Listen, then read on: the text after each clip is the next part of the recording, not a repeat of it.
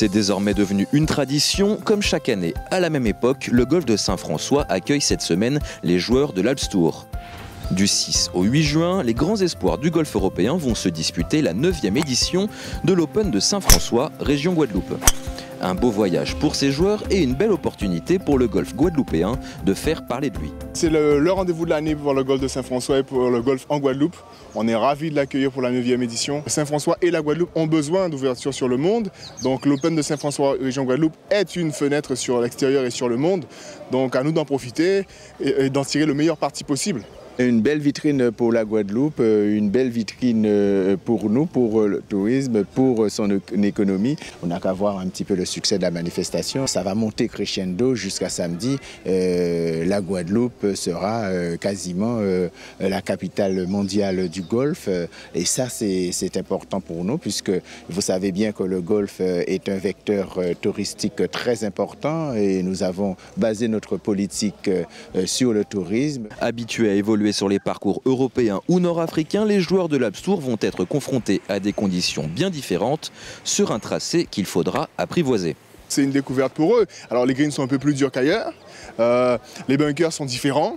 Là aussi, il faut s'adapter. Ils ont peu de temps. C'est pour ça qu'ils ont du mérite, les pros qui viennent sur ce tournoi, parce qu'ils ont peu de temps pour s'adapter à ces conditions-là. Mais c'est là aussi on voit la marque des grands. Oui, agréablement surpris. Le parcours, ça change de d'habitude entre l'herbe, les greens qui sont un petit peu plus lents, mais très fermes. Donc ça va être assez intéressant. Il y a pas mal de vent, et surtout il fait très très chaud. Donc ce qu'il va falloir cette semaine, c'est de la crème solaire surtout. Et sinon, les attaques de green vont être très importantes pour se mettre assez près des drapeaux, vu que les greens ne sont pas faciles, se faciliter la tâche comme ça. Alors on va dire là, attaquer, non pas attaquer les drapeaux, mais attaquer les avant-greens. Bien faire attention aux alizés. Parce que les alizés, ils changent tout le temps, surveiller le vent, et puis toujours avoir un œil sur le ciel, parce que ça change très vite. Donc, avant green, lire les alizés, et en principe, on doit pouvoir, pas dompter, mais au moins bien jouer avec ce parcours. Il y a plusieurs stratégies. Moi, je pense qu'il ne faut pas vraiment l'agresser, il faut savoir faire le dos rond sur 2-3 trous. Ensuite, on sait qu'avec les greens, les scores sont jamais très bas, et le vent d'ailleurs.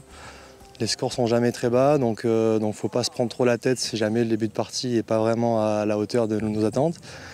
Et être patient parce qu'il fait chaud et donc du coup il y a pas mal de dégâts qui se font, donc il faut rester patient, rester lucide le plus longtemps possible et voir ce que ça donne.